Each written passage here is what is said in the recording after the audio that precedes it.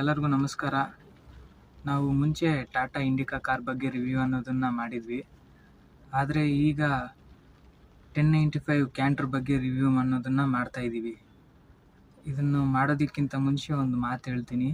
ಯಾರ್ಯಾರು ನಮ್ಮ ಚಾನಲ್ನ ಸಬ್ಸ್ಕ್ರೈಬ್ ಮಾಡ್ಕೊಂಡಿಲ್ಲ ಅವರು ಸಬ್ಸ್ಕ್ರೈಬ್ ಮಾಡಿಕೊಂಡು ನೋಡಿರಿ. ಯಾಕಂದರೆ ನಾನು ಇಡೋ ಹೊಸ ವೀಡಿಯೋಗಳು ನೋಟಿಫಿಕೇಷನ್ ಅನ್ನೋದು ಬರುತ್ತೆ. ಅದ್ರ ಪಕ್ಕದಲ್ಲಿರೋ ಬೆಲ್ ಬಟನ್ನ ಆ್ಯಕ್ಟಿವೇಟ್ ಮಾಡಿಕೊಂಡ್ರೆ. ಹಾಗೆ ಈ ವಿಡಿಯೋ ಇಷ್ಟ ಆದರೆ ಲೈಕ್ ಮಾಡಿ, ನಿಮ್ಮ ಫ್ರೆಂಡ್ಸ್ ಎಲ್ಲರಿಗೂ ಶೇರ್ ಮಾಡಿ. ನಾವು ಮುಂಚೆ ಒಂದು ಕಾರ್ ಬಗ್ಗೆ ರಿವ್ಯೂ ಮಾಡಿದ್ವಿ, ಅದು ನಮ್ಮ ಫಸ್ಟ್ ರಿವ್ಯೂ ವಿಡಿಯೋ. ಅದಾದಮೇಲೆ ಇದು 2ನೇ ವಿಡಿಯೋ ಮಾಡ್ತಾ ಇರೋದು ನಾವು. ಇದು ಬಂದುಬಿಟ್ಟು ಕಮರ್ಷಿಯಲ್ ವೆಹಿಕಲ್ ಸೆಗ್ಮೆಂಟಲ್ಲಿ ಐಚರ್ ಟ್ರಕ್ ಬಗ್ಗೆ ರಿವ್ಯೂ ಅನ್ನೋದನ್ನು ಮಾಡ್ತಾಯಿದ್ದೀವಿ. ಇನ್ನು ಮುಂದೆ ನಾವು ಕಾರು, ಬೈಕು, ಬಸ್ಸು, ಪ್ರತಿಯೊಂದು ವೆಹಿಕಲ್ಸ್ ಬಗ್ಗೆನೂ ರಿವ್ಯೂ ಅನ್ನೋದನ್ನು ಮಾಡ್ತೀನಿ.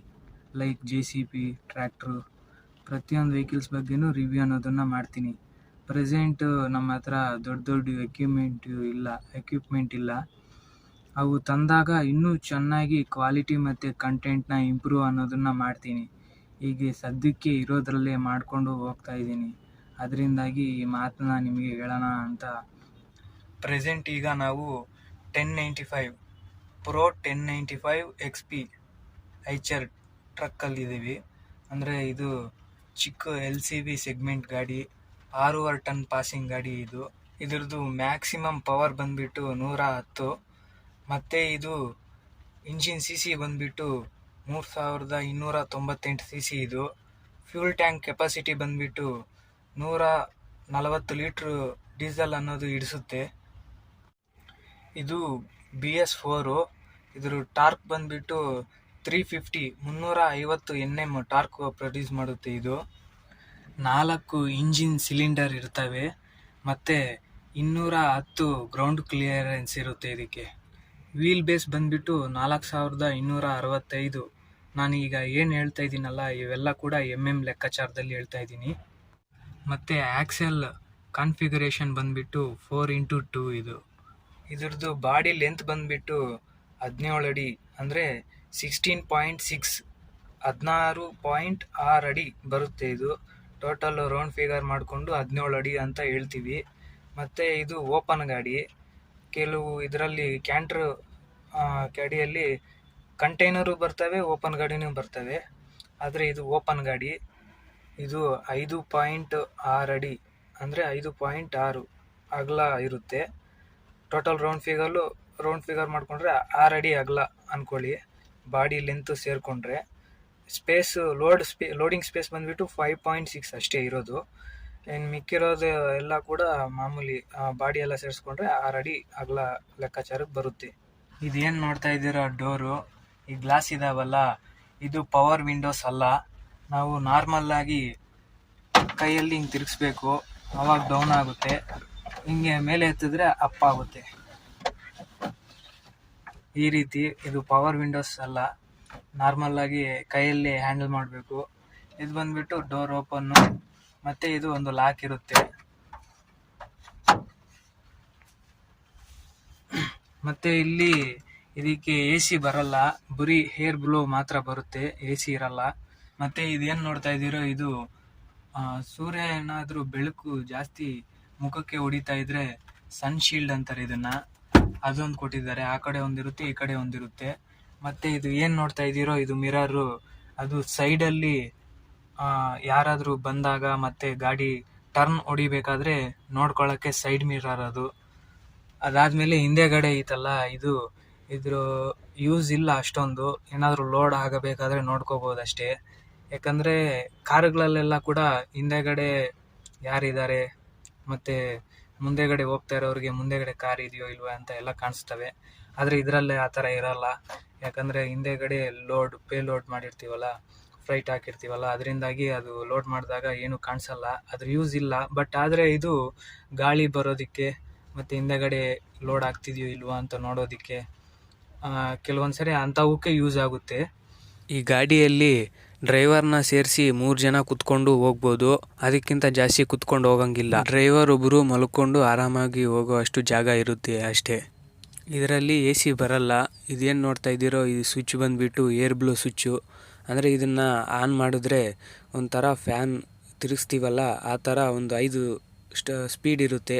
ಅದನ್ನು ತಿರ್ಸಿದ್ರೆ ಅಷ್ಟು ಸ್ಪೀಡಲ್ಲಿ ಗಾಳಿ ಅನ್ನೋದು ಬರುತ್ತೆ. ಇದೇನು ನೋಡ್ತಾ ಇದ್ದೀರೋ ಇದು LED fog lamp switch extra ಹಾಕ್ಸಿರೋದು ನಾವು. ಮತ್ತೆ ಇದು ಎಕ್ಸ್ಟ್ರಾ ಹಾರನ್ನು. ಏನು ನೋಡ್ತಾ ಇದ್ದೀರೋ ಇದು ಸ್ಟೇರಿಂಗು, ಸಾದಾ ಸ್ಟೇರಿಂಗ್ ಅಲ್ಲ, ಪವರ್ ಸ್ಟೇರಿಂಗು.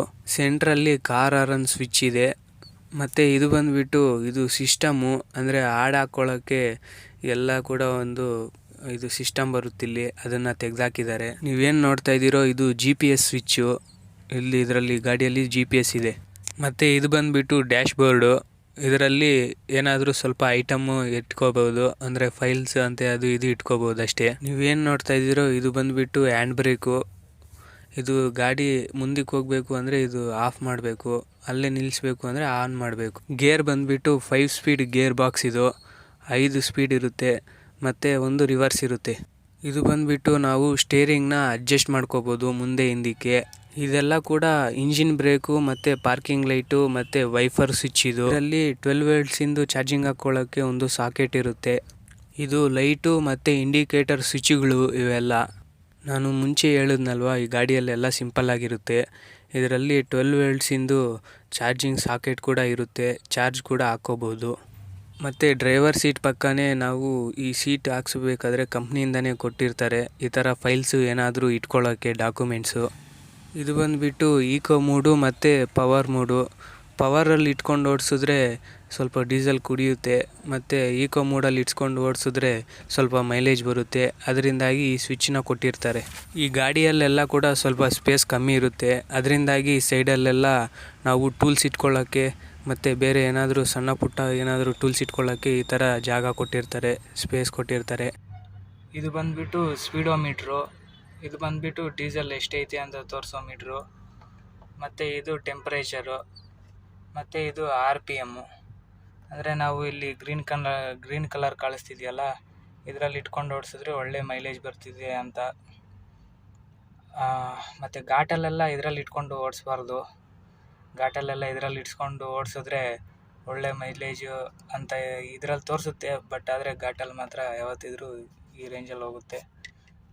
ಅದು ಇದನ್ನು ನಂಬ್ಕೊಳ್ಳೋಕ್ಕಾಗಲ್ಲ ಟೈಮಲ್ಲಿ. ಅಂದರೆ ಇದು ಹೈವೇಲಿ ಮಾತ್ರ ಇದನ್ನು ನಂಬ್ಕೊಳ್ಬೇಕಾಗುತ್ತೆ. ಮತ್ತು ಇದು ಎಷ್ಟು ಓಡಿದೆ ಕಿಲೋಮೀಟರು ಅಂತ ತೋರಿಸುತ್ತೆ. ಮತ್ತು ಇದು ಟ್ರಿಪ್ ಸೆಟ್ಟಿಂದು. ಅದಾದಮೇಲೆ ಮೇಲೆಗಡೆ ಟೈಮಿಂಗು. ಇದು ಸೈಡಲ್ಲಿ ಏನು ಕಾಣಿಸ್ತಿದೆಯೋ ಇದೆಲ್ಲ ಕೂಡ ವ್ಯಾಕ್ಯೂಮು. ಇದು ಫುಲ್ಲಲ್ಲಿದ್ದರೆ ಮಾತ್ರ ಹ್ಯಾಂಡ್ ಬ್ರೇಕು ರಿಮೂವ್ ಆಗೋದು. ಮತ್ತು ಹ್ಯಾಂಡ್ ಬ್ರೇಕು ಆನು ಆಫ್ ಮಾಡೋ ಟೈಮಲ್ಲಿ ಹ್ಯಾಂಡ್ ಬ್ರೇಕು ಆಫ್ ಮಾಡಿದ್ರೂ ಕೂಡ ಇದು ವ್ಯಾಕ್ಯೂಮ್ ಇಲ್ಲ ಅಂದರೆ ಗಾಡಿ ಮುಂದೆ ಹೋಗಲ್ಲ. ಮತ್ತು ಇದೆಲ್ಲ ಕೂಡ ಬಟನ್ಸು, ಅಂದರೆ ಇದು ಟ್ರಿಪ್ ಸೆಟ್ ಮಾಡ್ಕೊಳ್ಳೋದು, ಟೈಮಿಂಗ್ ಚೇಂಜ್ ಮಾಡೋದು, ಮತ್ತು ಅದಾದಮೇಲೆ ಎಷ್ಟು ಗಾಡಿ ಓಡಿದೆ, ಎಷ್ಟು ಮೈಲೇಜ್ ಬರ್ತಿದೆ ಎಲ್ಲ ನೋಡೋ ಬಟನ್ಸ್ ಇವು. ಮತ್ತು ಇಲ್ಲೆಲ್ಲ ಕೂಡ ಇಂಡಿಕೇಟರ್ಸ್ ಬರ್ತವೆ. ಈಗ ಹ್ಯಾಂಡ್ ಬ್ರೇಕ್ ಆನಲ್ಲಿ ಐತಲ್ಲ, ಅದಕ್ಕೆ ಅಲ್ಲಿ ಪಾರ್ಕಿಂಗ್ ಬಟನ್ ಬರ್ತಿದೆ, ಆನ್ ಆಗಿದೆ ಲೈಟ್, ಅದು P ಅಂತ. ಇದು ಬ್ಯಾಟ್ರಿನೂ ತಿಂತಿದೆ. ಬ್ಯಾಟ್ರಿ ತಿಂತಾ ಇದ್ದರೆ ಅದು ಸಿಂಬಲ್ ಬರುತ್ತೆ. ಅಂದರೆ ಈಗ ಸ್ಟಾರ್ಟ್ ಮಾಡಿದಾಗ ಅದು ಹೋಗ್ಬಿಡುತ್ತೆ. ಬ್ಯಾಟ್ರಿ ಆನಲ್ಲಿ ಅಂದರೆ ಚಾರ್ಜಲ್ಲಿದೆ ಅಂತ ಅರ್ಥ ಅದು. ಮತ್ತು ಇವೆಲ್ಲ ಕೂಡ ಇದ್ರ ಮೇಲೆ ಏನೇನು ಸಿಂಬಲ್ ಬರ್ತವೆ ಅವೆಲ್ಲ ಕೂಡ ಸಪ್ರೇಟಾಗಿ ತೋರಿಸ್ತೀನಿ ನಿಮಗೆ. ಆ ಥರ ಸಿಂಬಲ್ ಏನಾದರೂ ಬಂದರೆ ಇಲ್ಲಿ ಗಾಡಿಯಲ್ಲಿ ಸ್ವಲ್ಪ ಏನೋ ಟ್ರಬಲ್ ಆಗಿದೆ ಅಂತ ಅರ್ಥ. ಇದು ಬಂದುಬಿಟ್ಟು ಹೈಡ್ರಾಲಿಕ್ ಜಾಕು. ಇದು 6,500 ರೂಪಾಯಿ ಆಗುತ್ತೆ. ಇದು 75 ಟನ್ನಿಂದು. ನಾವು ಗಾಡಿ ಲೋಡ್ ಆದಾಗ ಇದು ಹೈಡ್ರಾಲಿಕ್ ಜಾಕಿಂದ ನಾವು ಟೈರ್ ಚೇಂಜ್ ಮಾಡಬೇಕಾದ್ರೆ ಬಳಸ್ತೀವಿ ಇದನ್ನು. ಮತ್ತು ಇದ್ರ ಕೆಳಗಡೆ ಇರೋ ರಾಡು ವೀಲ್ ಬೋಲ್ಟ್ ಬಿಚ್ಚೋದಕ್ಕೆ ವೀಲ್ ಬಾಕ್ಸ್ ಹಾಕಿ ಬಿಚ್ಚೋದಕ್ಕೆ ಈ ರಾಡ್ ತುಂಬ ಹೆಲ್ಪ್ ಆಗುತ್ತೆ. ಅದರಿಂದಾಗಿ ಗಾಡಿಯಲ್ಲಿ ಹೆವಿ ಗಾಡಿಗಳಲ್ಲಿ ಈ ಥರದ್ದು ಜಾಕ್ ಅನ್ನೋದು ಇಟ್ಕೊಂಡಿರ್ತೀವಿ. ಅಂದರೆ ಲಾರಿಗಳಲ್ಲಾದರೆ ಹಳೆ ಕಾಲದ್ದಾದರೆ ಇಲ್ಲೆಲ್ಲ ಕೂಡ ತೂತ ಇರೋ ಅಂಥದ್ದು ಬರೋದು. ಅಂದರೆ ಅದೆಲ್ಲ ಕೂಡ ಹೈಡ್ರಾಲಿಕ್ ಅಲ್ಲ, ಮಾಮೂಲಿ ಕೈಯಿಂದ ಹಿಂಗೆ ಓಲೊಳಕ್ಕೆ ಹಾಕಿ ಹಿಂಗೆ ತಿರುಗಿಸ್ಬೇಕಿತ್ತು. ಆದರೆ ಇದಕ್ಕೆ ಅದೈತಲ್ವಾ, ಅಲ್ಲಿ ಹಿಂಗೆ ಹಿಡ್ಕೊಂಡು ಹೊಡಿಬೇಕು, ಆವಾಗ ಎದ್ದೊಳುತ್ತೆ. ಮತ್ತು ಇದು ರಿಲೀಸು ಮತ್ತು ಕ್ಲೋಸ್ ಬಟನ್ನು, ಅಂದರೆ ಇದು ಏರ್ಸಿದ ಮೇಲೆ ಇದೆಲ್ಲ ಲಾಕ್ ಮಾಡೋದು ಎಲ್ಲ ಇದೆ. ಮತ್ತು ಇಲ್ಲಿ ಆಯಿಲ್ ಹಾಕೋದು ಎಲ್ಲ ಇದೆ. ಮತ್ತು ಇದು ಏರ್ ಔಟ್ ಮಾಡೋದಕ್ಕೂ ಆ ಕಡೆ ಇದೆ, ಒಂದು ಪಿನ್ ಥರ ಬರುತ್ತೆ, ಹಿಂಗೆ ತಿರ್ಸಿಬಿಟ್ರೆ ಇದರಲ್ಲೇನು ಏರ್ ಔಟ್ ಮಾಡ್ಬೋದು. ಏರ್ ಔಟ್ ಆಗುತ್ತೆ. ಕೆಲವೊಂದಕ್ಕೆ ಸಪ್ರೇಟಾಗಿ ಕೊಟ್ಟಿರ್ತಾರೆ. ಇದ್ರದ್ದು ಟೈರ್ ಸೈಜ್ ಬಂದುಬಿಟ್ಟು 8.25 -16. ನಾವು ಈ ಗಾಡಿನ ಆರಾಮಾಗಿ ಮೈಂಟೈನ್ ಮಾಡ್ಬೋದು. ಈ ಗಾಡಿ ಎಷ್ಟು ಟನ್ ತನಕ ತಟ್ಕೊಂಡು ಹೋಗೋ ಅಷ್ಟು ಕೆಪಾಸಿಟಿ ಐತೆ ಅಂತ ಕೇಳಿದ್ರೆ, ಕಂಪ್ನಿಯವ್ರು ಕೊಟ್ಟಿರೋದು ಟೋಟಲ್ಲು 10 ಟನ್ನು 700 kg ಪಾಸ್ ಆಗುತ್ತೆ ವಿತ್ ಲೋಡ್ ಜೊತೆಗೆ. ಖಾಲಿ ಗಾಡಿ ಮತ್ತು ಲೋಡು ಮಾಡಿದಾಗ ಅಷ್ಟು ಟನ್ನೇಜ್ ಬಂದರೆ ಅಷ್ಟು ಮಾತ್ರ ಪಾಸ್ ಆಗುತ್ತೆ. ಅಂದರೆ ಈಗ ಕೆಲವೊಂದು ಕಡೆ ಹೋದಾಗ ನಾವು ಅಷ್ಟು ಟನ್ ಮಾತ್ರನೇ ಲೋಡ್ ಮಾಡಬೇಕು ಅಂತ ರೂಲ್ಸ್ ಇರುತ್ತೆ. ಅಂದರೆ ಈಗ ಬೇರೆ ಕಡೆ ಇಂಟ್ರಾ ಸ್ಟೇಟ್ ಹೋಗಬೇಕಾದ್ರೆ, ಸ್ಟೇಟ್ ಟು ಸ್ಟೇಟ್ ಚೇಂಜ್ ಆಗಬೇಕಾದ್ರೆ ಬಾರ್ಡ್ರಲ್ಲೆಲ್ಲ ಕೂಡ ಟನ್ನೇಜ್ ಅನ್ನೋದನ್ನು ಚೆಕ್ ಮಾಡ್ತಾರೆ. ಆವಾಗ ಗಾಡಿಯಲ್ಲಿ ಏನು ಪಾಸಿಂಗ್ ಇರುತ್ತೋ ಆ ಪಾಸಿಂಗ್ ಮೆಟೀರಿಯಲ್ನ ಮಾತ್ರ ನಾವು ತಗೊಂಡು ಹೋಗ್ಬೇಕಾಗಿರುತ್ತೆ. ಅದರಿಂದಾಗಿ ಅವರು ಈ ಥರ ಪಾಸಿಂಗ್ ಅನ್ನೋದು ಕೊಟ್ಟಿರ್ತಾರೆ. ಅಂದರೆ ಈ ಗಾಡಿಗೆ ಇಷ್ಟು ಪೇ ಲೋಡ್ ಮಾಡಿದ್ರೆ ತಟ್ಕೊಳ್ಳೋ ಶಕ್ತಿ ಇರುತ್ತೆ, ಇಷ್ಟೇ ಲೋಡ್ ಮಾಡಬೇಕು ಅಂತ ಒಂದು ರೂಲ್. ಯಾಕಂದರೆ ಈಗ ಜಾಸ್ತಿ ಓವರ್ಲೋಡ್ ಮಾಡಿದ್ರೆ ಗಾಡಿಗೂ ಹಾನಿ ಆಗುತ್ತೆ, ಮತ್ತು ದಾರಿಯಲ್ಲಿ ಹೋಗಬೇಕಾದ್ರೇನು ತೊಂದರೆಗಳಾಗ್ತವೆ ಅಂತ ಹೇಳಿ ಈ ರೂಲ್ನ ಗೌರ್ನಮೆಂಟು ತಂದಿದೆ. ಅದಾದಮೇಲೆ ಇದು ಕಂಪ್ನಿ ಕಡೆಯಿಂದ ಏನು ಪಾಸಿಂಗ್ ಕೊಡ್ತಾರೋ ಅದನ್ನು ಮಾತ್ರನೇ ನಾವು ಇದು ಮಾಡಬೇಕಾಗುತ್ತೆ. ಅಂದರೆ ಈ ಗಾಡಿ ಖಾಲಿ ಗಾಡಿ 4 ಟನ್ ಬರುತ್ತೆ, ಪೇಲೋಡು 6.5 ಟನ್ ಹಾಕಬೇಕು, ಅಲ್ಲಿಗೆ 10,700 ಚಿಲ್ಲರೆ ಬರುತ್ತೆ.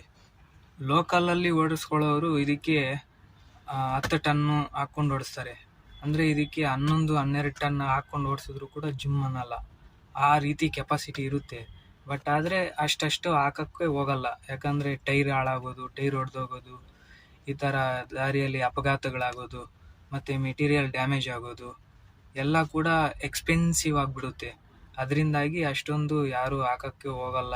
ನನ್ನ ಲೆಕ್ಕಾಚಾರದಲ್ಲಿ ನೋಡಿಕೊಂಡ್ರೆ ಕೆಲವ್ರು ಹಾಕ್ತಾರೆ, ಅನುಭವ ಇರೋರು ಹಾಕ್ತಾರೆ. ಅದನ್ನೆಲ್ಲ ಓಪನ್ನಾಗಿ ಹೇಳ್ತಾ ಇದ್ದೀನಿ ನಿಮಗೆ. ಅಂದರೆ ಅನುಭವ ಇರೋರು ಲೋಕಲಲ್ಲಿ ಓಡಿಸ್ಕೊಳ್ಳೋರು ಹಾಕ್ತಾರೆ. ಈ ಮಣ್ಣು ಹೊಡಿಯೋರು, ಮತ್ತು ಇದು ಕಲ್ಲು ಹೊಡಿಯೋರು, ಮತ್ತು ಸ್ಟೀಲ್ ಹೊಡಿಯೋರು, ಈ ರೀತಿ ಕೆಲವರು ಹಾಕ್ತಾರೆ. ಎಲ್ಲರೂ ಹಾಕಲ್ಲ, ಕೆಲವ್ರು ಹಾಕ್ತಾರೆ, ಅನುಭವ ಇರೋರು ಮಾತ್ರ. ಅನುಭವ ಇಲ್ಲದೆ ಇರೋರು ಯಾರೂ ಹಾಕೋಕ್ಕೆ ಹೋಗಲ್ಲ. ಹೆದರ್ತಾರೆ, ಡ್ರೈವರುಗಳು ಮತ್ತು ಓನರುಗಳು ತುಂಬ ಹೆದರ್ತಾರೆ. ಅದರಿಂದಾಗಿ ಯಾರೂ ಅಷ್ಟೊಂದು ಜನ ಹಾಕೋಕ್ಕೆ ಹೋಗಲ್ಲ. ನಾನು ಕೂಡ ಅಷ್ಟೇ. ಈ ವಿಡಿಯೋದಲ್ಲಿ ಯಾರ್ಯಾರು ಈ ವಿಡಿಯೋನ ವಾಚ್ ಮಾಡ್ತಾ ಇದ್ದೀರಾ, ನೋಡ್ತಾ ಇದ್ದೀರಾ, ಅವ್ರಿಗೆಲ್ಲರಿಗೂ ಅಷ್ಟೇ ಒಂದು ಹೇಳ್ತೀನಿ, ಓವರ್ಲೋಡಿಂಗ್ ಅನ್ನೋದು ಯಾರು ಮಾಡೋಕ್ಕೆ ಹೋಗ್ಬೇಡಿ. ಯಾಕಂದರೆ ಈ ನಡುವೆ ತುಂಬ ಸ್ಟ್ರಿಕ್ಟ್ ಆಗೈತೆ ರೂಲ್ಸುಗಳು. ಫೈನ್ ಸಹ ಬೀಳುತ್ತೆ. ಅದಕ್ಕೆ ಟನ್ನಿಗೆ 4,000 5,000 ಆ ರೀತಿ ಫೈನ್ ಸಹ ಹಾಕ್ತಾರೆ.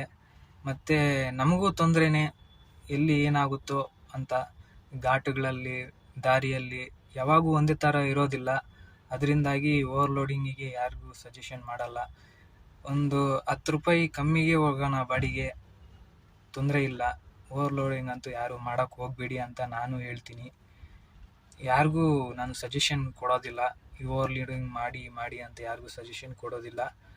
ಓವರ್ಲೋಡಿಂಗ್ನ ಅವಾಯ್ಡ್ ಮಾಡಿ. ಒಂದು 10 ರೂಪಾಯಿ ಕಮ್ಮಿ ಕೊಟ್ಟರು ಕೂಡ ನೆಮ್ಮದಿಯಾಗಿ ಆ ಪ್ಲೇಸಿಗೆ ಸೇರಿ ಅದೇನು ಸಿಗುತ್ತೋ ಅದರಲ್ಲೇ ತೃಪ್ತಿ ಪಡೋಣ. ಅತಿ ಆಸೆಗೆ ಹೋದರೆ ಯಾವತ್ತಿದ್ರೂ ಕೂಡ ಪ್ರತಿಫಲ ಚೆನ್ನಾಗಿರಲ್ಲ. ಅದರಿಂದಾಗಿ ಹೇಳ್ತಾ ಇದ್ದೀನಿ. ನಾನು ಒಂದಾನೊಂದು ಕಾಲದಲ್ಲಿ ಟನ್ನೇಜ್ಗಳನ್ನೆಲ್ಲ ಹೊಡೆದಿದ್ದೀನಿ ದೊಡ್ಡ ಲಾರಿಯಲ್ಲಿ. ಒಂದು 10 ವೀಲು 12 ವೀಲಲ್ಲೆಲ್ಲ ಕೂಡ ಜೋಳ ಎಲ್ಲ ತುಂಬಿಕೊಂಡು ಸತ್ಯಮಂಗಲ ಘಾಟೆಲ್ಲ ಇಳಿಸಿದ್ದೀವಿ ನಾವು. ಬಟ್ ಆದರೆ ನಾನು ಯಾರಿಗೂ ಸಜೆಷನ್ ಅನ್ನೋದನ್ನು ಮಾಡೋದಿಲ್ಲ. ಮುಂಚೆ ಮಾಡ್ತಿದ್ವಿ, ಅಂದರೆ ಅವಾಗ ಲಾರಿಗಳೆಲ್ಲ ಓಡಿಸ್ತಿದ್ನಲ್ಲ ಅವಾಗ ಮಾಡ್ತಿದ್ವಿ. ಬಟ್ ಈಗೆಲ್ಲ ಕೂಡ ತುಂಬ ಇದಾಗಿದೆ. ಯಾರು ಓವರ್ಲೋಡಿಂಗ್ ಮಾಡೋಕ್ಕೆ ಹೋಗ್ಬೇಡ್ರಿ. ದಾರಿಯಲ್ಲಿ ನೋಡಿ ಸಾಕಾಗಿದೆ. ನನ್ನ ಅನುಭವದ ಮೇಲೆ ಹೇಳ್ತಾ ಇದ್ದೀನಿ, ಓವರ್ಲೋಡಿಂಗ್ ಯಾರು ಮಾಡೋಕ್ಕೆ ಹೋಗಲೇಬೇಡಿ. ಓಪನ್ ಕ್ಯಾಂಟರ್ ಗಾಡಿಗಳಿಂದ ಏನೇನು ಯೂಸು? ಇದರಲ್ಲಿ ಪ್ಲಸ್ ಪಾಯಿಂಟ್ ಏನಂದರೆ, ನೀವು ತರಕಾರಿ ಲೋಡ್ ಮಾಡ್ಬೋದು. ತರಕಾರಿಗೆ ಕಂಟೈನರ್ ಆಗಲ್ಲ, ಅಂದರೆ ಎ ಸಿ ಇರೋವಂಥ ಗಾಡಿಗಳಲ್ಲ, ಅಂದರೆ ಕೋಲ್ಡ್ ಕಂಟೈನರ್ಗಳು ಬರ್ತವೆ ಅಂಥವು ಅಲ್ಲ. ಮಾಮೂಲಿ ಕಂಟೈನರ್ಗಳಲ್ಲಿ ಮಾತ್ರ ತರಕಾರಿ ಮತ್ತು ಫ್ರೂಟ್ಸ್ ಅಂತ ಅವು ಇವು ತಗೊಂಡು ಹೋಗೋದಕ್ಕೆ ಆಗಲ್ಲ. ಕೋಲ್ಡ್ ಸ್ಟೋರೇಜಿಂದ ತೆಗೆದಿದ ತಕ್ಷಣವೇ ಇದಕ್ಕೆ ಓಪನ್ ಗಾಡಿಗೆ ಹಾಕ್ತಾರೆ. ಯಾಕಂದರೆ ಸ್ವಲ್ಪ ಗಾಳಿನೂ ಸಿಗಬೇಕು. ಹೀಟ್ ಆದರೆ ಅದು ತರಕಾರಿನೂ ಇದಾಗಿಬಿಡುತ್ತೆ. ಫ್ರೂಟ್ಸು ಕಚ್ಚಾ ಮಾಲ್ ಏನೇನು ಇರುತ್ತೋ ಅದೆಲ್ಲ ಕೂಡ ಈ ಕಂಟೈನರ್ ಗಾಡಿಗಳಿಗೆ ಮಾಡಲ್ಲ. ಮತ್ತು ಸ್ಟೀಲು, ಕೆಲವೊಂದು ಮೆಟೀರಿಯಲ್ ಎಲ್ಲ ಕೂಡ ಮೇಲ್ಗಡೆಯಿಂದ ಕ್ರೈನಲ್ಲಿ ಎತ್ತಿಡ್ತಾರೆ. ಅಂಥವಕ್ಕೆಲ್ಲ ಕೂಡ ಓಪನ್ ಗಾಡಿನೇ ಬೇಕು. ಕಂಟೈನರಲ್ಲಿ ಫುಲ್ ಕ್ಲೋಸ್ ಇರುತ್ತಲ್ಲ, ಅದರಿಂದಾಗಿ ಅವಕ್ಕೂ ಮಾಡೋದಿಲ್ಲ. ಮತ್ತು ಮಳೆ ಬಂದಾಗ ನೆಂದೋಗುತ್ತೆ ಗಾಡಿಯಲ್ಲಿರೋ ಮಾಲೆಲ್ಲ. ಅಂದರೆ ಇದಕ್ಕೆ ಒಂದು ಅಡ್ವಾಂಟೇಜ್ ಇದೆ. ಏನಪ್ಪ ಅಂದರೆ, ನಾವು ಏನು ಲೋಡ್ ಬೇಕಾದರೂ ಮಾಡ್ಬೋದು. ಮತ್ತು ಮೇಲೆಗಡೆ ಟಾರ್ಪಲ್ ಬಿಟ್ಕೊಂಡು ಹಗ್ಗ ಹಾಕ್ಕೊಂಡು ಏನಾದರೂ ಒಂದು ರೊಟೇಷನ್ ಮಾಡ್ಬೋದು ಈ ಗಾಡಿಯಲ್ಲಿ. ಅಂದರೆ ಈಗ ಹೊಸ್ದಾಗಿ ಬರ್ತಾ ಇರೋ ಗಾಡಿಗಳಿಗೆ ಮೇಲೆಗಡೆ ಹೈಟೆಕ್ ಎಲ್ಲ ಬರುತ್ತೆ. ಇದಕ್ಕೆ ಹಳೆ ಗಾಡಿ ಆಗಿರೋದ್ರಿಂದ ಇದಕ್ಕೆ ಹೈಟೆಕ್ ಇಲ್ಲ. ಅಂದರೆ ನಾವು ಹೈಟೆಕ್ಕು ಮಾಡಿಸ್ಕೋಬೋದು, ಬಟ್ ಆದರೆ ಮಾಡಿಸಿಲ್ಲ. ಮತ್ತು ಮೈನಸ್ ಪಾಯಿಂಟ್ ಕೂಡ ಇದೆ. ಏನಪ್ಪ ಅಂದರೆ, ಇದು ಟಾರ್ಪಲ್ ಹಾಕ್ತೀವಲ್ಲ, ಆವಾಗ ಕೆಲವೊಂದು ಸರಿ ಜಾಸ್ತಿ ಮಳೆ ಬಂದಾಗ, ಇಲ್ಲ ಅಂದರೆ ಟಾರ್ಪಲ್ ಎಲ್ಲ ಎಲ್ಲಾದರೂ ತೂತ ಆಗಿ ನೀರೋಗಿ, ಈ ರೀತಿ ಕೆಲವ್ರದ್ದು ತುಂಬ ಜನರದ್ದು ಬಾಡಿಗೆ ಎಲ್ಲ ಕಟ್ ಮಾಡೋದು, ಈ ರೀತಿ ಎಲ್ಲ ಮಾಡ್ತಾರೆ. ಇದರಲ್ಲಿ ಅದೊಂದು ಮೈನಸ್ ಪಾಯಿಂಟ್ ಇದೆ. ಮತ್ತು ಹಗ್ಗ ಹಾಕೋದು, ಟಾರ್ಪಲ್ ಹಾಕೋದು, ಹಿಂದೆಗಡೆ ಲೋಡಿಗೆ ಯಾವ ಲೋಡ್ ಮಾಡಿರ್ತೀವಿ, ಸಪೋಸ್ ಈಗ ಟೈಲ್ಸ್ ಲೋಡ್ ಮಾಡಿದಾಗ ಹಗ್ಗ ಹಾಕ್ತಾರೆ, ದೊಡ್ಡ ಮಾರ್ಬಲ್ ಲೋಡ್ ಮಾಡಿದಾಗ ಅಂಥವಕ್ಕೆಲ್ಲ ಕೂಡ ಹಗ್ಗ ಹಾಕೋದು, ಇವೆಲ್ಲ ಕೂಡ ರಿಸ್ಕ್ ಅನಿಸುತ್ತೆ. ಅಂದರೆ ಕೆಲವರು ಡ್ರೈವರ್ಗಳಿಗೆಲ್ಲ ರಿಸ್ಕ್ ಅನಿಸುತ್ತೆ. ಈಗ ಟಿಂಬರ್ ಲೋಡುಗಳು ಅಂತೆ, ಸೌದೆ ಲೋಡುಗಳಂತೆ, ಈ ರೀತಿ ಮಾಡ್ತಾರಲ್ಲ, ಆವಾಗ ಸ್ವಲ್ಪ ರಿಸ್ಕ್ ಆಗುತ್ತೆ. ಹಗ್ಗ ಹಾಕೋದು, ಟಾರ್ಪಲ್ಗಳು ಹಾಕೋದು, ಲೋಡುಗಳು, ಮತ್ತು ಹೈಟ್ ಲೋಡ್ ಹಾಕೋದು ಇವೆಲ್ಲ ಮಾಡ್ತಾರಲ್ಲ, ಆವಾಗ ಸ್ವಲ್ಪ ರಿಸ್ಕ್ ಅನಿಸುತ್ತೆ. ಅದೊಂದು ಮೈನಸ್ ಪಾಯಿಂಟು. ಮತ್ತು ಈ ಕಂಟೈನರು ಅವು ಗಾಡಿಗಳಲ್ಲಿ ಈ ರೀತಿ ಯಾವುದು ಹಗ್ಗ ಹಾಕೋದು, ಟಾರ್ಪಲ್ ಹಾಕೋದು ಏನೇನು ಇರಲ್ಲ. ಲೋಡ್ ಆಯ್ತಾ ಹೋಗ್ತಾ ಇರೋದು, ಬರ್ತಾ ಇರೋದು, ಖಾಲಿ ಮಾಡೋದು, ಹಿಂದೆಗಡೆ ಒಂದು ಡೋರ್ ಬಿಚ್ಚೋದು ಅಷ್ಟೇ ಕೆಲಸ ಇರುತ್ತೆ. ಆದರೆ ಇದರಲ್ಲಿ ಮಾತ್ರ ಹಗ್ಗ ಹಾಕೋದು, ಟಾರ್ಪಲ್ ಹಾಕೋದು, ಮತ್ತು ಯಾವ ಲೋಡಿಗೆ ಯಾವ ಸಿಚುವೇಷನಲ್ಲಿ ಯಾವ ರೀತಿ ವರ್ತಿಸಬೇಕು ಅಂತ ಪ್ರತಿಯೊಂದು ಒಂದೊಂದು ಇರುತ್ತೆ. ಅಂದರೆ ಈಗ ಟ್ಯಾಂಕ್ ಲೋಡ್ ಮಾಡಿದಾಗ ಬೆಲ್ಟ್ ಹಾಕಬೇಕು, ಪೈಪ್ ಲೋಡ್ ಮಾಡಿದಾಗ ಬೆಲ್ಟ್ ಹಾಕ್ಕೋಬೇಕು, ಯಾಕಂದರೆ ಬಾಡಿ ಅಗಲ ಆಗಿಬಿಡುತ್ತೆ. ಈ ರೀತಿ ಕೆಲವೊಂದೆಲ್ಲ ನೋಡಿಕೊಂಡು ಮಾಡ್ಕೊಂಡು ಹೋದರೆ ಇದು ಎಲ್ಲ ಲೋಡ್ಗೂ ಸೂಟ್ ಆಗುತ್ತೆ. ಅಂದರೆ ತುಂಬ ಅಗಲ ಇರೋ ಲೋಡುಗಳಿಗೆ ಮಾತ್ರ ಬೇರೆ ಗಾಡಿಗಳಿರ್ತವೆ. ಅದ್ರ ಬಗ್ಗೆನೂ ನಾನು ಕೆಲವು ದಿನಗಳಲ್ಲೇ ರಿವ್ಯೂ ಅನ್ನೋದನ್ನು ಮಾಡ್ತೀನಿ. ಇಂಥವಕ್ಕೆಲ್ಲ ಯೂಸ್ ಆಗುತ್ತೆ. ಅದರಿಂದಾಗಿ ಕೆಲವರು ಈ ಥರ ಓಪನ್ ಗಾಡಿಗಳನ್ನ ತಕ್ಕೊತಾರೆ. ಅಂದರೆ ಅವ್ರ ರಿಕ್ವೈರ್ಮೆಂಟ್ ಏನಿರುತ್ತೆ, ಅವರು ಸಪೋಸ್ ಈಗ ತರಕಾರಿ ವ್ಯಾಪಾರ ಮಾಡೋರು ಇರ್ತಾರೆ, ಅವರಿಗೆ ಒಂದು ಗಾಡಿ ಬೇಕಾಗಿರುತ್ತೆ, ಅಂಥವರು ಇಂಥ ಗಾಡಿಗಳನ್ನ ತಕ್ಕೊತಾರೆ. ಮತ್ತು ಕೆಲವರು ಕೂಡ ಮಾಮೂಲಿ ಪ್ರೈವೇಟ್, ಅಂದರೆ ಸುಮ್ಮನೆ ಅವ್ರ ಹತ್ರ ಏನು ವ್ಯಾಪಾರ ಇರಲ್ಲ, ಆದರೂ ಸಹ ಈ ಥರ ಗಾಡಿಗಳನ್ನ ತಕ್ಕೊಂಡು ಆ ಥರ ವ್ಯಾಪಾರ ಮಾಡೋರ ಹತ್ರ ಬಿಡ್ತಾರೆ ಗಾಡಿಗಳನ್ನ. ಅವರು ಲೋಡ್ ಮಾಡಿಕೊಂಡು ಇದು ಮಾಡ್ತಾರೆ. ಆ ರೀತಿನೂ ಮಾಡ್ಬೋದು. ಬಟ್ ಏನಂದರೆ, ಈ ಗಾಡಿಯಲ್ಲಿ ಒಂದು ಸಮಸ್ಯೆ ಇದೆ. ಈಗ ನಡೀತಾ ಇರೋ ಟ್ರೆಂಡ್ ಮೇಲೆ ಈ 22 ಅಡಿ ಗಾಡಿ 12.5 ಟನ್ ಪಾಸಿಂಗು, ಮತ್ತು 20 ಅಡಿ ಗಾಡಿ, 19 ಅಡಿ ಗಾಡಿ, ಇವು ಜಾಸ್ತಿ ಡಿಮ್ಯಾಂಡಲ್ಲಿರೋ ಗಾಡಿಗಳು. ಈ ಗಾಡಿಗಳು ಎಲ್ಲಿ ಹೋದ್ರೂ ಪಟ್ಟಂತ ಲೋಡ್ ಆಗಿಬಿಡ್ತವೆ. ನಮ್ಮ ಮುಂಚೆ ಹೇಳಿದ್ನಲ್ಲ, 12.5 ಟನ್ ಪಾಸಿಂಗ್ ಗಾಡಿ ಆದರೆ ಇನ್ನೂ ಫಾಸ್ಟಾಗಿ ಲೋಡ್ ಅನ್ನೋದು ಸಿಗ್ತವೆ. ಯಾರು ಬೇಕಾದರೂ ಲೋಡ್ ಕರೀತಾರೆ, ಬರ್ರಪ್ಪ ನೀವು ಲೋಡಿಗೆ, ನಿಮ್ಮ ಗಾಡಿನೇ ಫಸ್ಟ್ ಹಚ್ತೀವಿ ಅಂತಾರೆ. ಯಾಕೆ ಗೊತ್ತಾ? ಅದು 12.5 ಟನ್ ಪಾಸಿಂಗ್ ಆಗಿರೋದ್ರಿಂದಾಗಿ ಅದು ಲೋಡು ಲೋಡ್ ಅನ್ನೋದು ಆರಾಮಾಗಿ ಲೋಡು ಲೆವೆಲಾಗಿ ಕುತ್ಕೊಬಿಡುತ್ತೆ. ಆದರೆ ಇದರಲ್ಲಿ ಏನಾಗುತ್ತೆ, ಕೆಲವೊಂದು ಬಕೆಟ್ ಅಂತೆ, ಡ್ರಮ್ ಅಂತೆ ಹಾಕಬೇಕಾದ್ರೆ, ಬಕೆಟ್ ಆದರೆ ಒಂದೇ ಲೈನಲ್ಲಿ ಹೋಗೋ ಅಂಥ ಆ ಗಾಡಿಗಾದರೆ ಒಂದೇ ಲೈನಲ್ಲಿ ಹೋಗುತ್ತೆ. ಈ ಗಾಡಿಯಲ್ಲಾದರೆ 2 ಜೋಡಿಸ್ಬೇಕು, ಆವಾಗ ಡ್ಯಾಮೇಜ್ ಆಗ್ತವೆ ಅಂತ ಯೋಚನೆ ಮಾಡಿ ಅವ್ರು ಏನು ಮಾಡ್ತಾರೆ, ಆ ಗಾಡಿನ ಕರೆಸ್ಕೊತಾರೆ. ಈ ರೀತಿ ಮಾಡ್ತಾ ಇದ್ದಾರೆ ಲಾಂಗಲ್ಲಿ ಮಾತ್ರ. ಅಂದರೆ ಲಾಂಗಲ್ಲಿ ಓಡಾಡಬೇಕಂದ್ರೆ ಅಷ್ಟು ಟನ್ ಗಾಡಿ ಇದ್ದರೆ ವರ್ಕೌಟ್ ಆಗುತ್ತೆ. ಈ ಥರ ಗಾಡಿ ಇದ್ದರೆ ಸ್ವಲ್ಪ ವರ್ಕೌಟ್ ಆಗುತ್ತೆ, ಅಂದರೆ ಸ್ವಲ್ಪ ಕಷ್ಟ ಇರುತ್ತೆ, ಲೋಡಿಂಗ್ ಸಮಸ್ಯೆ ಇರುತ್ತೆ. ಅಂದರೆ ಮೆಟೀರಿಯಲ್ ಇರೋದು 6 ಟನ್ನೇ ಆಗಿರಲಿ, ಈ ಗಾಡಿನ ಕರೆಯಲ್ಲ, ಆ ಗಾಡಿನ ಕರೀತಾರೆ. ಆ ರೀತಿ ಇರ್ತವೆ. ಅದರಿಂದಾಗಿ ಯಾರಾದರೂ ತಗೊಳ್ಳಂಗಿದ್ರೆ ಗಾಡಿಗಳು ಸ್ವಲ್ಪ ಯೋಚನೆ ಮಾಡಿ, ಮತ್ತು ಮುಂದೆ ಯಾವತ್ತೂ ಸಮಸ್ಯೆ ಬರ್ಬೋದು. ಲೋಡಿಂಗ್ ಸಮಸ್ಯೆ ಐತಂತೇಳ್ಬಿಟ್ಟು ಕೆಲವರು ಗಾಡಿಗಳನ್ನ ಮಾರಿರೋರು ಇದ್ದಾರೆ. ಯಾಕಂದರೆ ನನಗೆ ತುಂಬ ಅನುಭವ ಇದೆ ಈ ಫೀಲ್ಡಲ್ಲಿ. ಅದರಿಂದಾಗಿ ಹೇಳ್ತಾ ಇದ್ದೀನಿ, ಯಾರಾದರೂ ತಗೊಳ್ಳಂಗಿದ್ರೆ ಸ್ವಲ್ಪ ಪಾಸಿಂಗ್ ಜಾಸ್ತಿ ಇರೋ ಅಂಥದ್ದನ್ನೇ ತಗೊಳ್ಳಿ.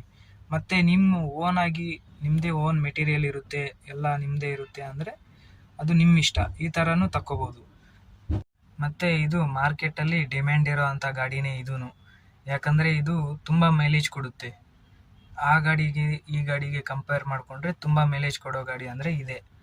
ಯಾಕಂದರೆ ಇದು 6ರಿಂದ 8 ತನಕ ಮೈಲೇಜ್ ಬರುತ್ತೆ ಪೇಲೋಡ್ ಇದ್ದಾಗ. ಪೇಲೋಡ್ ಇಲ್ಲ ಅಂದರೆ 9 ಬರೋ ಚಾನ್ಸ್ ಇರ್ತವೆ. ಯಾಕಂದರೆ ನನ್ನ ಕೈಯಲ್ಲಿ ಇದು ಬಂದಿದೆ. ಅದರಿಂದಾಗಿ ಅಂದರೆ ಇದು ಡೀಸೆಲ್ ಕಮ್ಮಿ ತಗೊಳ್ಳುತ್ತೆ. ಮತ್ತು ಟೋಲ್ ಟ್ಯಾಕ್ಸ್ ಕಟ್ತೀವಲ್ಲ, ಅದು ಕೂಡ ಕಮ್ಮಿ ಬರುತ್ತೆ.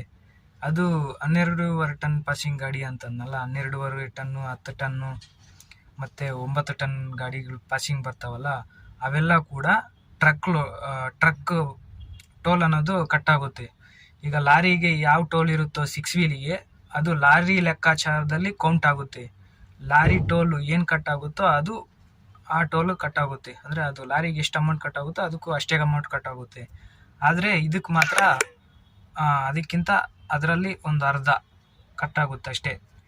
ಮತ್ತು ಇದರಲ್ಲಿ ಟನ್ನೇಜ್ ತುಂಬಿದಾಗಂತೂ 5, 6 ಆ ರೀತಿ ಮೈಲೇಜ್ ಅನ್ನೋದು ಬರುತ್ತೆ. ನನಗೆ ಇದು ಪಕ್ಕ 6.5 ಮೈಲೇಜ್ ಬರುತ್ತೆ. ನಾನು ಹೆಂಗೆ ಓಡಿಸಿದ್ರೆ 6.5, 7 ಈ ಮಧ್ಯದಲ್ಲಿ ಮೈಲೇಜ್ ಅನ್ನೋದು ಬರುತ್ತೆ. ಮತ್ತು ಈ ಗಾಡಿನ ಯಾರಾದರೂ ತಗೊಳ್ಳೋಂಗಿದ್ರೆ ಜಾಸ್ತಿ ಅಂದರೆ ಕಂಪ್ನಿಯವರೇ ಈ ಥರದ್ದು ಗಾಡಿಗಳನ್ನ ಪ್ರಿಫರ್ ಮಾಡ್ತಾರೆ.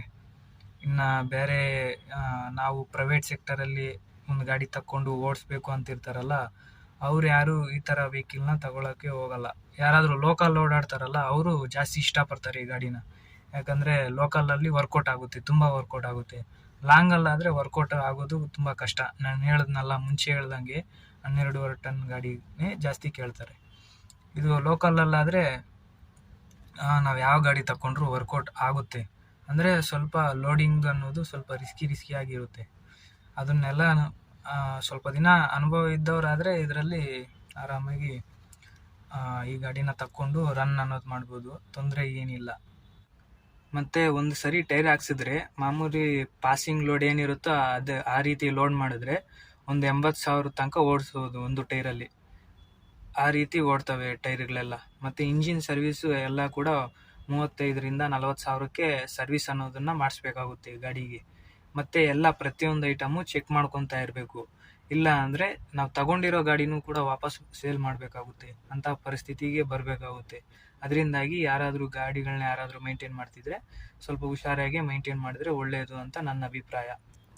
ಎಷ್ಟೋ ಜನ ಗಾಡಿಗಳನ್ನ ತಕ್ಕೊಂಡು ಡ್ರೈವರುಗಳನ್ನ ಚೇಂಜ್ ಮಾಡಿ ಮತ್ತು ಯಾವ ಸಿಕ್ಕಿದ್ರೆ ಅದೇ ಲೋಡ್ ಮಾಡೋದು, ಅದು ಇದು ಮಾಡಿ ಗಾಡಿಗಳನ್ನೆಲ್ಲ ಹಾಳು ಮಾಡಿಕೊಂಡು ಇಂಜಿನ್ ಸೀಸ್ ಮಾಡೋದು, ಆಕ್ಸಿಡೆಂಟ್ ಮಾಡೋದು, ಮತ್ತು ಇದು ಗಾಡಿಯನ್ನೆಲ್ಲ ಮೈಂಟೈನ್ ಮಾಡೋದು ಕಷ್ಟ ಆಗಿ ಸೇಲ್ ಮಾಡೋದು, ಈ ರೀತಿ ನನ್ನ ಕಣ್ಮುಂದೆ ತುಂಬ ನೋಡಿದ್ದೀನಿ. ಅದರಿಂದಾಗಿ ಆ ಅನುಭವದ ಮೇಲೆ ನಿಮಗೆ ಹೇಳ್ತಾ ಇದ್ದೀನಿ. 10 ವೀಲು, 6 ವೀಲು, 12 ವೀಲು ಅಲ್ಲಿಗೆ ಲಾಸ್ಟ್ ಮಾಡಿ. ಅದಕ್ಕಿಂತ ಮೇಲೆ ತಕ್ಕೊತೀವಿ ಅಂದರೆ ಈಗ ಹೇಳಿದ್ನಲ್ಲ ಈ ಗಾಡಿ ಬಗ್ಗೆ, ಸೇಮ್ ಇದೇ ರೀತಿಯೇ ಅದರಲ್ಲೂ ಹಂಗೆ ಇರುತ್ತೆ. ಅಂದರೆ ಲೋಡಿಂಗ್ ಲೇಟಾಗುತ್ತೆ, ಅನ್ಲೋಡಿಂಗ್ ಲೇಟಾಗುತ್ತೆ. ಅಂದರೆ ಬಾಡಿಗೆ ಮಾತ್ರ ಚೆನ್ನಾಗಿರ್ತವೆ, ಅಂದರೆ ಅವಕ್ಕೆ ಡಿಮ್ಯಾಂಡ್ ಜಾಸ್ತಿ. ಅದೇ ರೀತಿ ಇದಕ್ಕೂ ಅದೇ ರೀತಿಯೇ ಡಿಮ್ಯಾಂಡ್ ಇದೆ. ಅಂದರೆ ಅದನ್ನು ನಾವು ಅರ್ಥ ಮಾಡಿಕೊಂಡು ಇದನ್ನು ಓಡಿಸ್ಕೋಬೇಕು. ಲಾಂಗಲ್ಲಿ ಓಡಾಡೋವು 10 ವೀಲು, 6 ವೀಲು, 12 ವೀಲು ಇರ್ತಾವಲ್ಲ, ಇವು 3 ತುಂಬ ಡಿಮ್ಯಾಂಡ್ ಇರೋವು. ಮತ್ತು ಟ್ರೈಲರ್ ಗಾಡಿಗಳು, ಕಂಟೈನರ್ಗಳು ಅವಕ್ಕೂ ಡಿಮ್ಯಾಂಡ್ ಇದೆ. ಬಟ್ ನಾವು ಯಾವ ಪರ್ಪೋಸ್ಗೆ ಓಡಿಸ್ತಾ ಇದ್ದೀವಿ ಗಾಡಿ ಅನ್ನೋದ್ರ ಮೇಲೆ ಅದು ಡಿಪೆಂಡ್ ಆಗಿರುತ್ತೆ. ನಾವು ಮುಂದೆ ವೀಡಿಯೋಸ್ ಮಾಡ್ತೀನಲ್ಲ, ಆ ವಿಡಿಯೋಗಳಲ್ಲಿ ಇನ್ನೂ ಕೆಲವನ್ನ ಡೀಟೇಲಾಗಿ ಎಕ್ಸ್ಪ್ಲೈನ್ ಅನ್ನೋದನ್ನು ಮಾಡ್ತೀನಿ. ಅಂದರೆ ಕೆಲವು ಕಂಟೈನರ್ ಗಾಡಿಗಳು ಅವೆಲ್ಲ ರಿವ್ಯೂ ಮಾಡ್ತೀವಲ್ಲ, ಆ ಟೈಮಲ್ಲಿ ಆ ವಿಷಯಗಳನ್ನ ಹೇಳ್ತೀನಿ. ಪ್ರೆಸೆಂಟು ಈ ಗಾಡಿ ಬಗ್ಗೆ ಮಾತಾಡ್ತಾ ಇದ್ದೀವಲ್ಲ, ಇದ್ರ ಬಗ್ಗೆ ಮುಂದುವರಿಸೋಣ. ಮತ್ತು ನಾವು ಎಲ್ಲ ತುಂಬ ದೂರ ಲಾಂಗ್ ಹೋಗ್ತೀವಿ, ಡಬಲ್ ಡ್ರೈವರ್ ಹೋಗ್ತೀವಿ ಒಂದೊಂದು ಸರಿ, ಅವ್ರಿಗೆಲ್ಲ ಪೇಮೆಂಟ್ ವರ್ಕೌಟ್ ಆಗಲ್ಲ ಈ ಗಾಡಿಯಲ್ಲಿ. ಮತ್ತು ಹಿಂದೆಗಡೆ ಇಲ್ಲಿ ಮಲ್ಕೊಳ್ಳೋಕೆ ಒಬ್ಬರಿಗೆ ಆಗೋದು. ಹಿಂದೆಗಡೆ ಸ್ಲೀಪರ್ ಕ್ಯಾಬಿನ್ ಅಂತ ಕ್ಯಾಬಿನ್ ಅಲ್ಲ ಇದು. ಹಿಂದೆ ಒಬ್ಬರು ಮಲ್ಗೋ ಅಷ್ಟು ಥರ ಜಾಗ ಇರಲ್ಲ, ಒಬ್ಬರೇ ಮಲ್ಕೋಬೇಕು. ಇನ್ನೊಬ್ಬರು ನಮ್ಮ ಜೊತೆಗೆ ಬಂದರೆ ಅವ್ರು ಮಲ್ಗೋಕ್ಕೆ ಚಾನ್ಸ್ ಇರಲ್ಲ, ಆ ರೀತಿ ಇರುತ್ತೆ. ಒಬ್ಬರು ಮಲ್ಕೊಂಡು ಒಬ್ಬರು ಗಾಡಿ ಓಡಿಸೋಣ ಅಂದರೆ ಅಷ್ಟು ಜಾಗನೂ ಇಲ್ಲ ಇದರಲ್ಲಿ. ಲಾರಿಯಲ್ಲಿ ಇರೋ ಅಷ್ಟು ಜಾಗನೂ ಇರೋದಿಲ್ಲ ಇಲ್ಲಿ. ಯಾಕಂದರೆ ಈ ಗಾಡಿ ಸ್ವಲ್ಪ ಕ್ಯಾಬಿನ್ ಚಿಕ್ಕದು, ಗಾಡಿನೇ ಚಿಕ್ಕದು, 17 ಫೀಟ್ ಇರುತ್ತೆ. ಅಂಥದ್ದು ನೀವೇ ಅರ್ಥ ಮಾಡ್ಕೊಳ್ಳಿ. ಲಾಂಗಲ್ಲಿಗಿಂತ ಲೋಕಲಲ್ಲಿ ಇದು ತುಂಬ ಬೆಸ್ಟ್ ಗಾಡಿ ಇದು. ಅಂದರೆ ಸುಮಾರು ಒಂದು 250-300 ಕಿಲೋಮೀಟ್ರ್ ಒಳಗಡೆ ಓಡಾಡೋದಕ್ಕೆ ಇದು ತುಂಬ ಸೂಟೇಬಲ್ ಗಾಡಿ ಇದು. ಈ ಗಾಡಿಯಲ್ಲಿ ಯಾವ್ಯಾವ ಲೋಡ್ ಮಾಡ್ಬೋದು ಅಂದರೆ ತೆಂಗಿನಕಾಯಿ ಲೋಡ್ ಮಾಡ್ಬೋದು, ತರಕಾರಿ ಲೋಡ್ ಮಾಡ್ಬೋದು, ಫ್ರೂಟ್ಸ್ ಲೋಡ್ ಮಾಡ್ಬೋದು, ಮತ್ತು ಕೋಳಿಗಳು ಫಾರಮ್ ಕೋಳಿ ಬರ್ತಾವಲ್ಲ ಆ ಥರ ಲೋಡುಗಳೆಲ್ಲ ಮಾಡ್ಬೋದು. ಮೇಕೆ, ಕುರಿ ಮತ್ತು ಹಸು ಈ ಥರದ್ದೆಲ್ಲ ಸಾಗಿಸ್ಬೋದು. ಮತ್ತು ಈ ಪಾರ್ಸಲ್ ಲೋಡುಗಳು ಮತ್ತು ಇವು ಅಡುಗೆ ಎಣ್ಣೆ, ಸ್ಟೀಲು ಇವೆಲ್ಲ ಲೋಡುಗಳನ್ನು ಮಾಡ್ಬೋದು. ಇನ್ನೂ ಬೇಜಾನಿದ್ದಾವೆ, ಫಾರ್ ಎಕ್ಸಾಂಪಲ್ಲಾಗಿ ಹೇಳಿದ್ದಷ್ಟೇ ಇಷ್ಟು. ಬೇಜಾನ್ ಲೋಡುಗಳನ್ನೆಲ್ಲ ಮಾಡ್ಬೋದು ಆರಾಮಾಗಿ. ಬಂದ್ಬಿಟ್ಟು 80ಕ್ಕೆ ಲಾಕು, 80ರ ಮೇಲೆ ಹೋಗೋದಿಲ್ಲ. ನಾವು ಗಾಡಿ ತಗೊಳ್ಬೇಕಾದ್ರೆ ಚಾಸಿಸ್ ಒಂದೇ ಕೊಡ್ತಾರೆ. ಅದೊಂದೇ ಬೇಕು ಅಂದರೆ ನಮ್ಗೆ ಇಷ್ಟ ಬೇಕಾಗಿರೋ ಬಾಡಿನ ಇದ್ರ ಮೇಲೆ ಕಟ್ಸ್ಕೋಬೋದು. RTO ರೂಲ್ಸ್ ನೋಡಿಕೊಂಡು ಅದರ ಮೇಲೆ ಯಾವ ರೀತಿ ನಾವು ಏನು ಮೆಟೀರಿಯಲ್ ಹೊಡಿತೀವಿ, ಯಾವುದಕ್ಕೆ ಸೂಟ್ ಆಗುತ್ತೆ. ಅಂದರೆ ಈಗ JCB ತಗೊಂಡು ಹೋಗೋದಕ್ಕೆ ಇವಕ್ಕೆ ಅಂತೇಳ್ಬಿಟ್ಟು ಸೈಡಲ್ಲೆಲ್ಲ ಬಾಡಿ ಹಂಗೆ ಬಿಟ್ಬಿಟ್ಟು ಮಾಮೂಲಿ ಫ್ಲಾಟಾಗಿ ಬಿಟ್ಬಿಡ್ತಾರೆ, ಪ್ಲಾಟ್ಫಾರಮ್ ಮಾತ್ರ ಹಾಕಿ. ಆ ರೀತಿನೂ ಕಟ್ಸ್ಕೋಬೋದು. ಮಾಮೂಲಿ ಈಗ ನಮ್ಮದು ಇದೆಯಲ್ಲ, ಈ ರೀತಿನೂ ಲೋಡುಗಳು ಹೊಡಿತೀವಿ ಅಂದರೆ ಈ ರೀತಿನೂ ಕಟ್ಸ್ಕೋಬೋದು. ಇಲ್ಲ ಅಂದರೆ ಅವ್ರವ್ರ ಇಷ್ಟ. ಅಂದರೆ ರೂಲ್ಸ್ ಇಷ್ಟೇ ಹೈಟ್ ಇರಬೇಕು, ಇಷ್ಟೇ ಇದಿರಬೇಕು, ಅದರೊಳಗಡೆ ನಮ್ಗೆ ಇಷ್ಟ ಬಂದಂಗೆ ಕಟ್ಸ್ಕೋಬೋದು. ಇದು ಎಲ್ಲ ಅಂದರೆ ಇದು ಸ್ಟೀಲಿಂದ ಮಾಡಿರೋದ್ರಿಂದಾಗಿ ಈ ರೀತಿ ಇರುತ್ತೆ. ಯಾರಾದರೂ ಹಲಿಗೆಯಿಂದನೂ ಮಾಡಿಸ್ಕೋಬೋದು. ಮತ್ತು ಇದೆಲ್ಲ ಕೂಡ ಲಾರಿ ಟೈಪಲ್ಲಿ ಹಲಿಗೆಯಲ್ಲೇ ಮಾಡಿಸ್ಕೋಬೋದು. ಅದು ಅವ್ರವ್ರ ಇಷ್ಟ. ಆದರೆ ಇದು ಕಂಪ್ನಿಯಿಂದ ಈ ರೀತಿ ಬಂದಿರುತ್ತೆ. ನಮ್ಗೆ ಇಷ್ಟ ಬಂದರೆ ಚೇಂಜ್ ಮಾಡಿಸ್ಕೋಬಹುದು. ಅಂದರೆ ಈಗ ನೆಕ್ಸ್ಟ್ ಬರ್ತಾ ಇರೋ ಗಾಡಿಗಳಲ್ಲೆಲ್ಲ ಕೂಡ ಚೇಂಜ್ ಮಾಡಿಸ್ಕೋಬೋದು. ಕೆಲವರು ಇಂಥ ಗಾಡಿಗಳಲ್ಲೂ ಕೂಡ ಮಾಡಿಫಿಕೇಷನ್ ಅನ್ನೋದನ್ನು ಮಾಡಿರ್ತಾರೆ, ಆ ರೀತಿನೂ ಮಾಡ್ಬೋದು. ಬಟ್ ಈ ಗಾಡಿಗೆ ಇಷ್ಟೇ ಅಂತ ಪರಿಮಿತಿ ಇರುತ್ತಲ್ಲ, ಅದರಲ್ಲಿ ಮಾತ್ರ ಮಾಡಿಸ್ಕೋಬೇಕಾಗುತ್ತೆ. ಇಲ್ಲ ಅಂದರೆ ಅದು RTO ಅಧಿಕಾರಿಗಳು ಸೀಸ್ ಮಾಡ್ತಾರೆ. ಇಲ್ಲ ಈಗ ಈ ಗಾಡಿ ಹೆಂಗಿದೆಯೋ ಹಂಗೆ ಬೇಕು ಅಂದರೆ ಶೋರೂಮ್ ಅವರು ಇದೇ ಥರನೇ ಕೊಟ್ಬಿಡ್ತಾರೆ ಗಾಡಿ. ಆದರೆ ಇದಕ್ಕೆ ಇಷ್ಟು ರೇಟು ಅಂತ ಇರುತ್ತೆ. ಅದೇ ಚಾಸಿಸ್ ಮಾತ್ರ ಕೊಟ್ಟರೆ ಅದಕ್ಕೆ ಒಂದಿಷ್ಟು ಅಂತ ರೇಟ್ ಇರುತ್ತೆ. ಅದನ್ನು ನೀವು ಶೋರೂಮಲ್ಲಿ ವಿಚಾರಣೆ ಮಾಡಬೇಕಾಗುತ್ತೆ. ಮತ್ತು ರೇಟಿಂದು, ಫೈನಾನ್ಸು ಇದು ಒಬ್ಬೊಬ್ರಿಗೆ ಒಂದೊಂದು ಥರ ಇರುತ್ತೆ. ಅದರಿಂದಾಗಿ ನೀವು ಈ ರೇಟಿನ ಬಗ್ಗೆ ಎಲ್ಲ ಕೂಡ ಶೋರೂಮಲ್ಲೇ ವಿಚಾರಿಸಿ. ಒಂದು 10-15 ಸಾವಿರ ಹೆಚ್ಚು ಕಮ್ಮಿ ಆಗ್ಬೋದು. ಬಟ್ ಆಗೋ ಫೈನಾನ್ಸ್ ಎಲ್ಲರಿಗೂ ಒಂದೇ ರೀತಿಯೇ ಇರುತ್ತೆ. ಅಂದರೆ ಈಗ ಟೈಮ್ ಜಾಸ್ತಿ ಹೋಗ್ತಾ ಬೆಲೆ ಅನ್ನೋದು ಜಾಸ್ತಿ ಆಗ್ತಾ ಹೋಗುತ್ತೆ ಇನ್ಫ್ಲೇಷನ್ಗೆ ತಕ್ಕಂತೆ. ಆ ರೀತಿ ಯಾವಾಗೂ ಒಂದೇ ರೇಟೇ ಇರಲ್ಲ. ಅದರಿಂದಾಗಿ ಈ ವಿಡಿಯೋದಲ್ಲಿ ರೇಟ್ ಏನು ಹೇಳ್ತಿಲ್ಲ. ಅಂದರೆ ಈಗ ಪ್ರೆಸೆಂಟ್ ಇರೋ ಗಾಡಿ ಇದು ಅವಾಗ ತಗೊಳ್ಬೇಕಾದ್ರೆ ಒಂದು 16 ಲಕ್ಷ ಬಿದ್ದಿದೆ. ಇದು ಸೆಕೆಂಡ್ ಹ್ಯಾಂಡಲ್ ತಂದಿರೋದು. ಇದು 25,000-26,000 ರೂಪಾಯಿ ತಿಂಗಳಿಗೆ ಕಂತು ಅನ್ನೋದು ಬರುತ್ತೆ. ಅಂದರೆ ಈ ಗಾಡಿದು ನೀವು ನೆಕ್ಸ್ಟ್ ತಗೋಬೇಕಂದ್ರೆ ಈಗ ಸೆಕೆಂಡ್ ಹ್ಯಾಂಡ್ಲಲ್ಲಿ ಫೈನಾನ್ಸು ಅದು ಇದು ಅವೆಲ್ಲ ಗೊತ್ತಿರೋದೆಲ್ಲ ನಿಮಗೆ. ಫುಲ್ ಕ್ಯಾಶ್ ಆದರೆ ಒಂದು 15,500 ಆ ರೀತಿ ಬೀಳ್ತಿತ್ತು. ಈಗ ಇದ್ರ ಬೆಲೆನೂ ಜಾಸ್ತಿ ಆಗಿದೆ. ಶೋರೂಮಿಂದನೇ ರಿಮೂವ್ ಮಾಡಿದ್ದಾರೆ ಅಂತ ಅನಿಸುತ್ತೆ. ಇದು ಶೋರೂಮಲ್ಲಿ ಸಿಗೋಲ್ಲ ಅನಿಸುತ್ತೆ, ಯಾಕಂದರೆ ಇದು ನೆಕ್ಸ್ಟ್ ಬಂದುಬಿಟ್ಟಿದೆ ಅದರಿಂದಾಗಿ. ಮತ್ತು ಈ ಗಾಡಿಯಲ್ಲಿ ತುಂಬ ಹೈಟ್ ಲೋಡ್ ಏನಾದರೂ ತುಂಬಿದಾಗ ಗಾಡಿ ರೋಲಿಂಗ್ ಆಗುತ್ತೆ.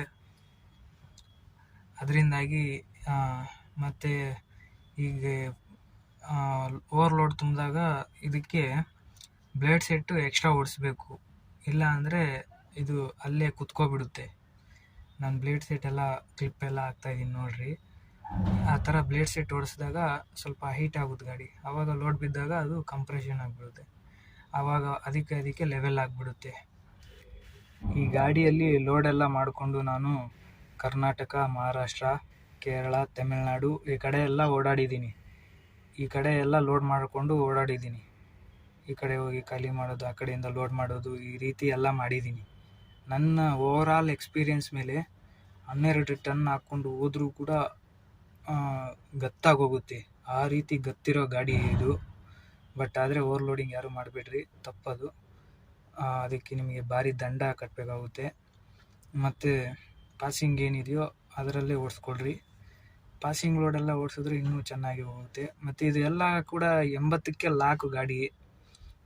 ಫುಲ್ ಅದಕ್ಕಿಂತ ಹೋಗ್ತೀವಿ ಅಂದರೆ ಇದು ಡೀಸೆಲ್ ಜಾಸ್ತಿ ಕುಡಿಯುತ್ತೆ, ಮತ್ತು ಮೈಲೇಜು ಬರಲ್ಲ, ನಿಮಗೆ ಪ್ರಾಫಿಟ್ ಬರಲ್ಲ. ಅದಕ್ಕಿಂತ ಮೇಲೆ ಹೋಗೋದು ಕೂಡ ಡೇಂಜರು, ಕಂಟ್ರೋಲ್ ಆಗಿಬಿಡ್ತವೆ ಗಾಡಿಗಳು. ಮತ್ತು ಇದೆಲ್ಲ ಕೂಡ ಗಾಡಿ ಚೆನ್ನಾಗಿದೆ. ಯಾರಾದರೂ ತಗೊಂಡು ಓಡಿಸ್ಕೊತೀವಿ ಅಂದರೆ ಓಡಿಸ್ಕೋಬೋದು, ಅದರಲ್ಲೇನು ತೊಂದರೆ ಏನೇನೂ ಇಲ್ಲ.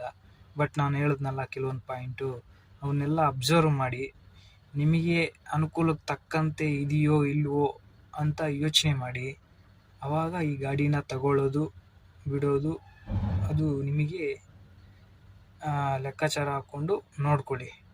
ಮತ್ತು ಇದು ಶೋರೂಮಲ್ಲಿ ಸಿಗಲ್ಲ. ಪ್ರೆಸೆಂಟ್ ಈಗಿರೋ ಸಿಚುವೇಷನಲ್ಲಿ ಶೋರೂಮಲ್ಲಿ ಸಿಗಲ್ಲ. ಏನಿದ್ರು ಔಟ್ ಆಫ್ ಮಾರ್ಕೆಟ್ ಸೆಕೆಂಡ್ ಹ್ಯಾಂಡಲ್ಲೇ ತಕ್ಕೋಬೇಕಾಗುತ್ತೆ. ಇದನ್ನು ರಿಮೂವ್ ಮಾಡಿಬಿಟ್ಟಿದ್ದಾರೆ. ಇದ್ರ ನೆಕ್ಸ್ಟ್ ಮಾಡಲ್ ಬಂದಿದೆ, ಅವು ಸಿಗ್ತವೆ. ಬಟ್ ಇದು ಸಿಗಲ್ಲ. ಇದು BS4. ಈಗ ನೆಕ್ಸ್ಟ್ ಈಗ ಬರ್ತಾ ಇರೋವೆಲ್ಲ BS6. ಇದರ ಅಪ್ಡೇಟೆಡ್ ಮಾಡಲ್ಸ್ ಬರ್ತಾ ಇದ್ದಾವೆ.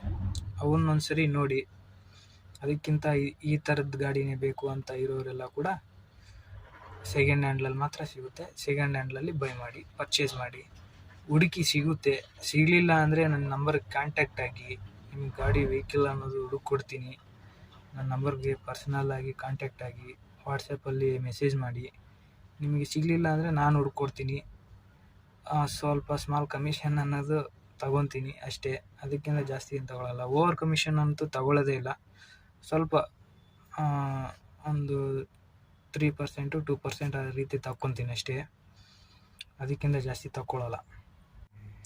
ಯಾಕಂದರೆ ಗಾಡಿನ ಹುಡುಕಿ ನೋಡಿ ಚೆನ್ನಾಗಿರೋ ಗಾಡಿನ ಮಾತ್ರನೇ ಹೇಳೋದು ನಾನು. ತಗೊಂಡು ತುಂಬ ಪ್ರಾಬ್ಲಮ್ಸ್ನ ಅನುಭವಿಸೋದು ನಾನು ನೋಡೋಕ್ಕಾಗಲ್ಲ. ಇವನ್ನೆಲ್ಲ ಯೋಚನೆ ಮಾಡಿ ತಗೊಳ್ರಿ ಗಾಡಿಗಳನ್ನ. ಮತ್ತೆ ತಗೊಂಬಿಟ್ಟು ಮಾರೋಕೋದು ಅವು ಇವು ಮಾಡೋಕ್ಕೆ ಹೋಗ್ಬೇಡ್ರಿ. ತಗೊಂಡ್ಮೇಲೆ ಎಷ್ಟೋ ಅಷ್ಟು ಮೇಂಟೈನ್ ಮಾಡಬೇಕು ಅವನ್ನ. ಸ್ವಲ್ಪ ಕಷ್ಟ ಆಗುತ್ತೆ. ಕಷ್ಟ ಇಲ್ದಿರ ಯಾವುದೇದು ಇಲ್ಲ. ಪ್ರತಿಯೊಂದು ಅಂದರೆ ಈಗಿರೋ ಡಿಪಾರ್ಟ್ಮೆಂಟು ಸ್ವಲ್ಪ ಡಲ್ ಇದೆ. ಅವನ್ನು ಯೋಚನೆ ಮಾಡಿಕೊಂಡು ನೋಡಿ, ನಿಮ್ಮಿಷ್ಟ ಅದು. ಬಟ್ ಹೇಳಿದ್ನಲ್ಲ, ಈ ರೀತಿ ಏನಾದರೂ ಬೇಕು ಅಂದರೆ ನನಗೆ ಕಾಂಟ್ಯಾಕ್ಟ್ ಆಗಿ. ಓಕೆ ಫ್ರೆಂಡ್ಸ್, ಈ ವಿಡಿಯೋ ಇಷ್ಟ ಆದರೆ ಲೈಕ್ ಮಾಡಿ, ಹಾಗೆ ಸಬ್ಸ್ಕ್ರೈಬ್ ಮಾಡಿಕೊಂಡು ಪಕ್ಕದಲ್ಲಿರೋ ಬೆಲ್ ಬಟನ್ನ ಆ್ಯಕ್ಟಿವೇಟ್ ಮಾಡ್ಕೊಳ್ಳಿ.